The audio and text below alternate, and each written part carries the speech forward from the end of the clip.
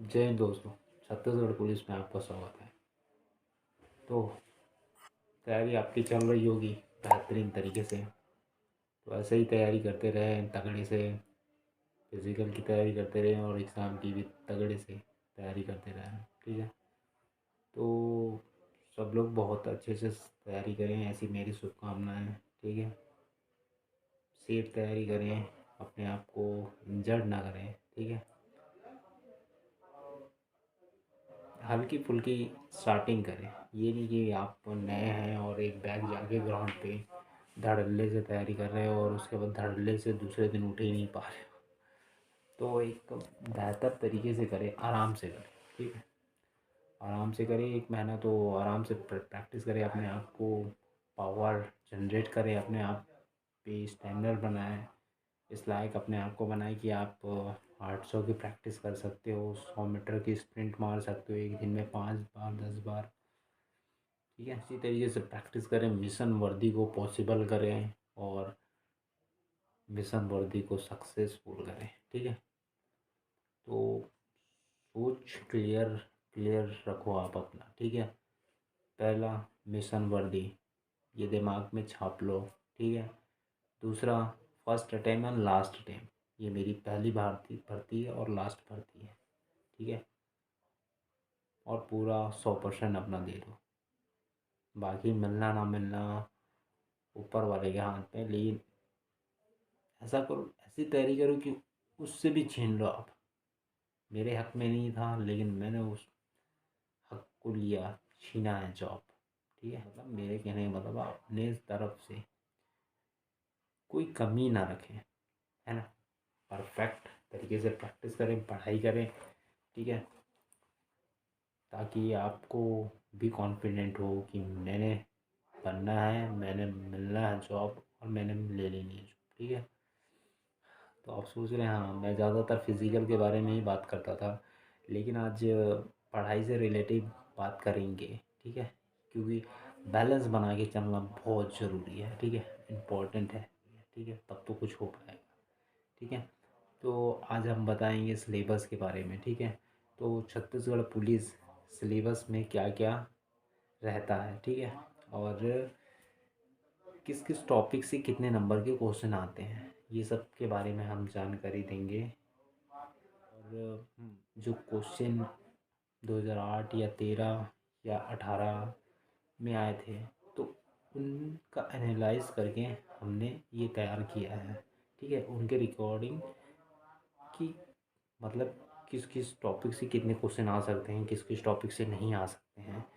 Confirm तो नहीं हूँ, लेकिन हाँ मतलब 19-20 हो सकता है कि शायद उसमें इतने आए तो इसमें इतने आए, इस तरीके से हो सकता है। लेकिन जो सिलेबस है वो सेम रहेंगे और उनके नंबर बस इधर उधर हो सकते हैं, बाकी सेम रहेगा। ठीक है। छत्तीसगढ़ जो सीजी पुलिस है उसका कोई पैटर्न निर्धारित नहीं है। ठीक है। कि इस पैटर्न से ही क्वेश्चन आएंगे, ऐसा कोई निर्धारित नहीं है, कहीं से भी कोई क्वेश्चन आ सकता है। ये खासियत है सीजी पुलिस में।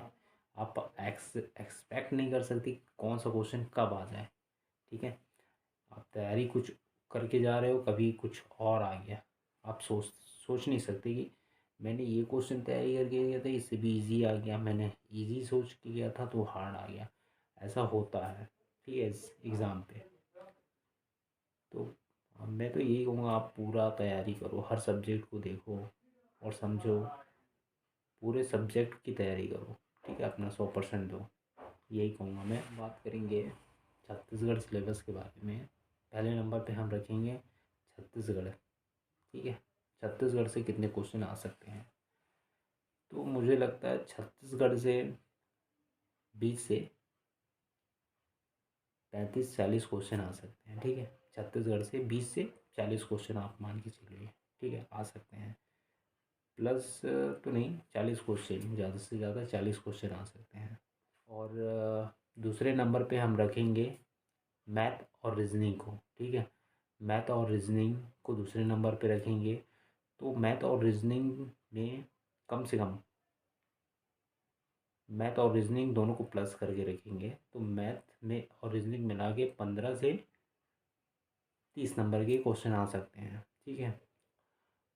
मैथ और रीजनिंग 15 से 30 नंबर के नंबर आ सकता है, क्वेश्चन आ सकते हैं 30 नंबर के, ठीक है।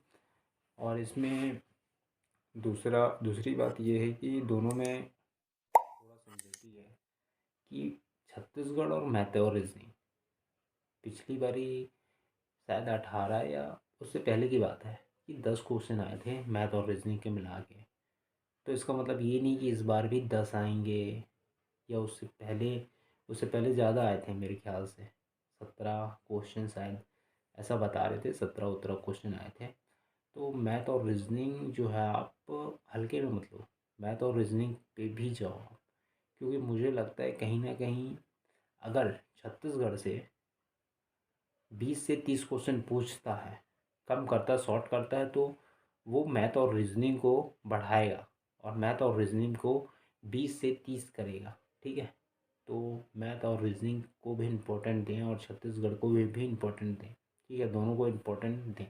ये दोनों मोस्ट आईएमपी हैं, खासकर छत्तीसगढ़। छत्तीसगढ़ को अब तगड़े से पढ़ो, ठीक है, क्योंकि छत्तीसगढ़ से ही बहुत सारे क्वेश्चन आने के चांसेस हैं। मेरे ख्याल से तो 20 क्वेश्चन तो, 20 नहीं, 25 क्वेश्चन गिरी हालत में आएंगे ही आएंगे, है ना। गिरी हालत में मतलब कम से कम भी कर दे तो भी 25 क्वेश्चन आएंगे, लेकिन ज़्यादा से ज़्यादा 45-40 क्वेश्चन तो निश्चित तौर पे आना ही आना है। मतलब 40 क्वेश्चन आप मान के चलो, 40 क्वेश्चन निश्चित तौर पे आने ही आने हैं छत्तीसगढ़ से, 35 से 40 क्वेश्चन, ठीक है। तो हम बोलेंगे 20 और 40 के बीच में क्वेश्चन आ सकते हैं, ठीक है, छत्तीसगढ़ से। और मैथ और रीजनिंग 15 से 30, ठीक है, मतलब मैथ और रीजनिंग 17 से 30 क्वेश्चन, ठीक है, आ सकते हैं निश्चित तौर पे, है ना। और फिर हम बात करते हैं तीसरे नंबर पे भारत का भूगोल, ठीक है। भारत का भूगोल मेरे ख्याल से ज़्यादा तो नहीं, 5 से 10 नंबर के बीच में ही आएंगे, उससे ज़्यादा के चांसेस नहीं हैं, 5 से 10 नंबर तक के बीच में ही आएंगे भारत का भूगोल, ठीक है। उसके बाद संविधान, ठीक है, भारत का संविधान, उससे भी 5 से 11-12 नंबर तक का ही क्वेश्चन आएगा मेरे ख्याल से। 5 से 10 नंबर ही मान के चलो आप, ठीक है, 12 नंबर भी ज़्यादा हो जा रहा, 5 से 10 नंबर मान के चलो, ठीक है।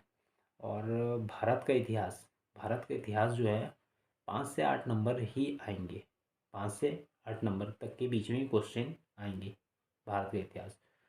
और फिर उसके बाद जो है करंट अफेयर, ठीक है, तो ये जो है 5 से 14 नंबर तक के आ सकते हैं, ठीक है। पिछली बारी शायद करंट अफेयर ज़्यादा आए थे, ठीक है, एक्सेप्ट नहीं किया था लोगों ने। नहीं नहीं नहीं, पिछली बारी आए ही कहाँ थे करंट अफेयर, ज़्यादा नहीं आए थे, 3 से 4 ही, 3 से 4, 5 के अंदर ही था, ठीक है। उससे पहले जो था 7-8 आए थे। तो वही मैं बोलूँगा कि करंट अफेयर जो है वो आप 5 से 13-14 के बीच देख लो, आ सकते हैं, ठीक है। 5 से 14, 5 से 14 तक के बीच में देख लो आप, 14-15, 15 ज़्यादा हो जाए मेरे ख्याल से, 5 से 12 निश्चित तौर पे आएंगे, ठीक है, 5 से 12 करंट अफेयर। और उसके बाद विज्ञान की बात होती है, तो विज्ञान से क्वेश्चन कितने आएंगे, मेरे को याद है 2013 में विज्ञान से काफ़ी क्वेश्चन आए थे, ठीक है, 2013 की बात कर रहा हूँ मैं, विज्ञान से काफ़ी क्वेश्चन आए थे। उसके बाद जो लास्ट टाइम भर्ती हुई उस पर तो इतने नहीं आए थे, लेकिन फिर भी 13 में ज़्यादा क्वेश्चन आए थे। तो मैं 8 से 12 क्वेश्चन विज्ञान पे जाऊँगा मैं, 8 से 12 क्वेश्चन आ सकते हैं विज्ञान से, ठीक है। और उसके बाद विश्व, विश्व की बात करें तो विश्व से ज़्यादा क्वेश्चन तो नहीं आएंगे, लेकिन 2 से 5 क्वेश्चन आ सकते हैं विश्व से, 2 से 5, कम से कम 2 से 5 तो आएंगे ही आएंगे, 5 तो नहीं, फिर भी 2 तो आएंगे ही आएंगे, ठीक है, विश्व से।